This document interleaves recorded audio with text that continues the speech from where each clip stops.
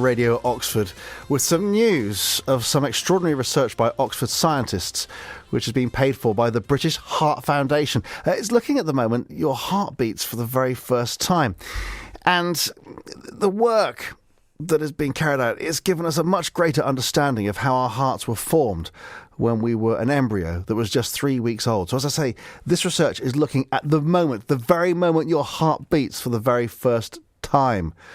And with heart disease the number one killer in the UK, breakthroughs like this are vital to our improving the health of the nation.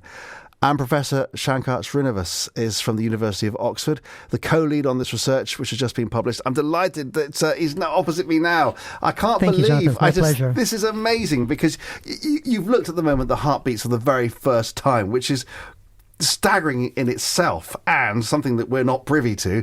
And you're a professor of developmental biology.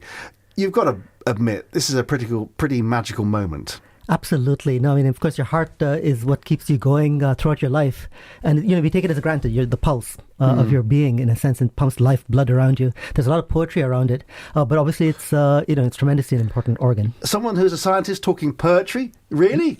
Well, I mean, it's magical. And in the end, when you're doing research of any kind, you need to be driven by that the magic of what you're studying. Yeah, and we'll come on to some of that in a minute, actually. Your research initially is on mice, of course. Mm-hmm. So what about the human embryo? What would that be like at the same moment when the heart first manages to beat? So, I mean, it's really, really tiny. It's about a millimeter, just maybe a millimeter and a half in size. I see. I can't comprehend that for a start.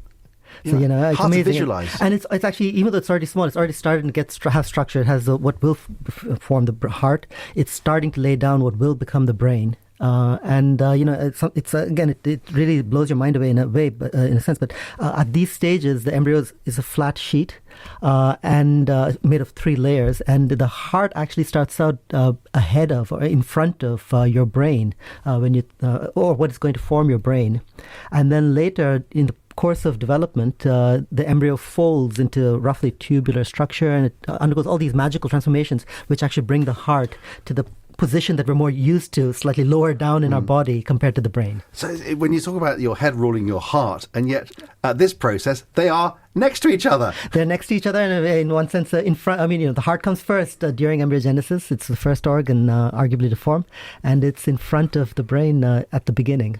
That's even more poetic in a lot of ways, isn't it? Absolutely. From your point of view, I mean, it sounds quite exciting. I can sense your excitement. From a clinical point of view, what does this mean? It's tremendously important, obviously. It's very basic research, but it tells us some very important things. I guess I would focus on 2 things. We worked on how the heart starts to beat, and there are certain signals that have to go through cells which allow them, or instruct them to contract. Very specifically, it's calcium ions, which allow this to happen or instruct the cells to do this. And at these very early stages, when the heart's just starting to beat, the calcium signals in individual cells, they're not in phase with each other. They're not in rhythm.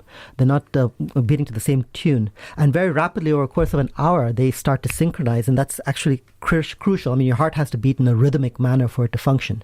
And this rhythmic beating is absolutely crucial. And so this opens up the question of how they achieve that type of rhythm and communication. And so that's an area which we'll be wanting to look at much more carefully. It has implications in the sense that in the context of what's called regenerative therapy, where after a heart attack, parts of the muscles of your heart have died, there's a great deal of effort trying to regenerate those muscle tissues. One of the challenges there, though, is not just to make new muscle tissue, but have it communicate with with the individual cells so that they can beat in rhythm. If people are hearing this and are just concerned about things ethically, should they be concerned? Ethically, no. I mean, it's of course, the ethical issues are things which we are continuously thinking about. But this is, as you yourself said, probably the number one killer in the UK and worldwide, cardiovascular disease. And this type of research helps to understand that process. And he said two things. Was there a second thing? So the second thing, another aspect is that our work really leads into. So during one of the a pathology that can occur, an illness that can occur later in life, it's called hypertrophy of the heart.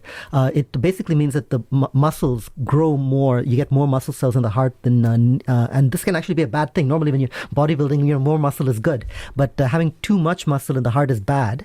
And it's been discovered that this is because you're actually the cells are incorrectly turning on instructions that they're meant to do during embryogenesis, which helps them build the heart during embryogenesis, but you don't want them on later on.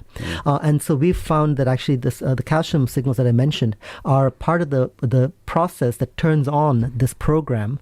And so again, understanding this process will help us maybe counteract this type of illness later in adulthood. Well, thank you for enlightening us, and I still can't comprehend that you're able to see the heart and the brain on something that's barely a millimetre big. So that's amazing work. Well, fingers crossed for the rest of the research, and thanks for sharing us with this enlightening. It's my pleasure, Jonathan. Thank you very much. Lovely. Professor Shankar Srinivas from the University of Oxford and co-lead on the research, which has just been published. BBC Radio Oxford.